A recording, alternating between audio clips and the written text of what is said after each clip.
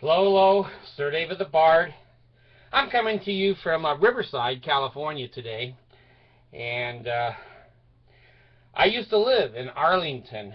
And so Riverside I'm very familiar with. And when I was a Mormon, it was the Mount Rubidoux stake. I think the stake has split since then or whatever. But I've split since then too. I ain't there no more. Anyway, I found this article interesting. Isn't it interesting? The Mormons want to go, and I'm a Mormon, and I'm a Mormon. And they take aberrations of people who are semi-successful and trying to put out public image, public relations. And then when I do it, they say, well, why can't you leave the church alone? You know, why do you have to see the reason I don't leave it alone? You don't leave us alone. You use your PR to make a lot of people think you're perfect and that you're wholesome, white, and delightsome. You're not. Fair is fair. You stop it, I'll stop it. Anyway, this is coming from, let me make sure I'm saying it right. Yeah, the Press Enterprise newspaper in Riverside, California. Now, what's interesting, when I was a young man, my father worked for the Press Enterprise newspaper. He was a linotype operator, so I've hung around their building before. I'm sure it's in a new place since I was there. But anyway, my father used to work for the Press Enterprise. So look at that Press Enterprise. I believe it's today. I don't see a date on it, but you know what? I'm going to go back. Again, I'm going to capture from now on where you can read it for yourself. Okay.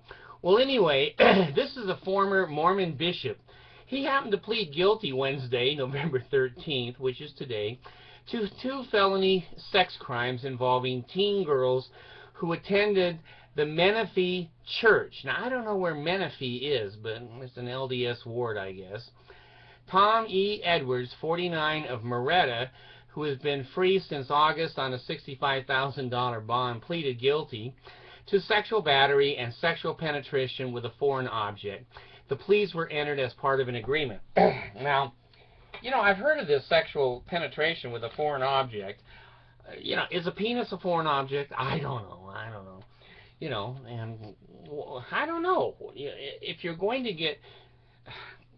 down for a sex offense, you know, why put the pencil in prison?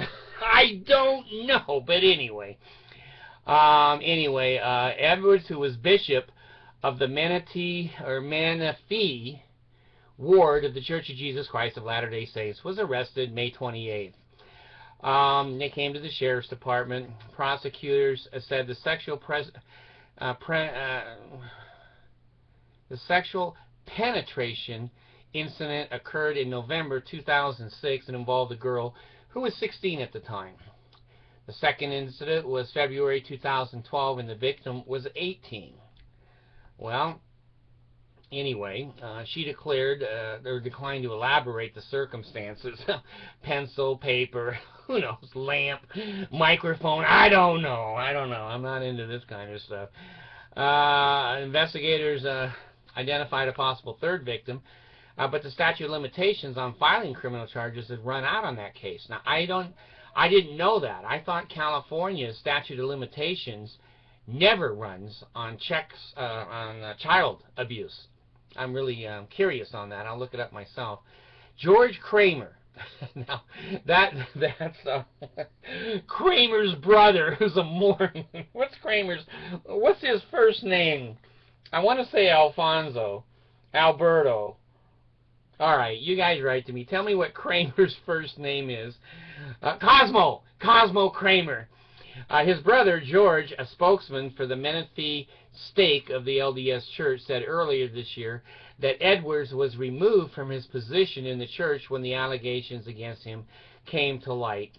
They didn't tell you how long he served as bishop.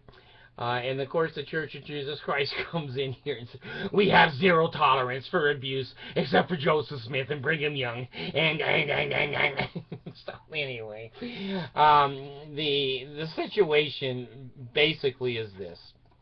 Let me come back to myself. Joseph Smith said, when I came to myself again, when you put pedophilics.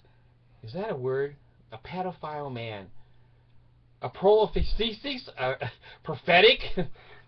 A person that tends towards pedophilia. Attending pedophilia? I don't know. God dang. And I don't, well, anyway. If you put that man in a bishop's costume, like the Barnum and Bailey circus, and put him in a room and shut the door, and no parents or anyone else is present, and he says, honey, I know you're only 16, but do you masturbate? And she goes, well, yes, I do. Say, well, can you tell me, you know, how often and what you do? That's true shit. That's true shit from Mormon bishops. Well, sometimes at night I pull my panties down and I put a vibrator in my vagina and then scream. Say, well, can you show me? She, well, I don't have a vibrator. Well, I have a finger. I have a pencil. Pull those panties down and let's make sure, because you've got to repent. And afterwards he thought, and so do I, because I'm going to jail. This is what you do when you get a full-grown man interviewing inappropriately a teenage child. They all masturbate. And when the bishops say where and when and how, that is information that is way, way beyond even a parent's rights and jurisdiction. Here it is, the Mormon Church asking teenage girls if they masturbate. And when they say yes, the bishop will say, well, how often and what do you do? Can you show me? And he's going to jail because he showed her. Sad, sad situation. Welcome to the Mormon Church. This is the PR that they deserve. When they put the other PR out in the positive, I have a right to put the PR out in the negative. Fair is fair. It's the United States. Thank you.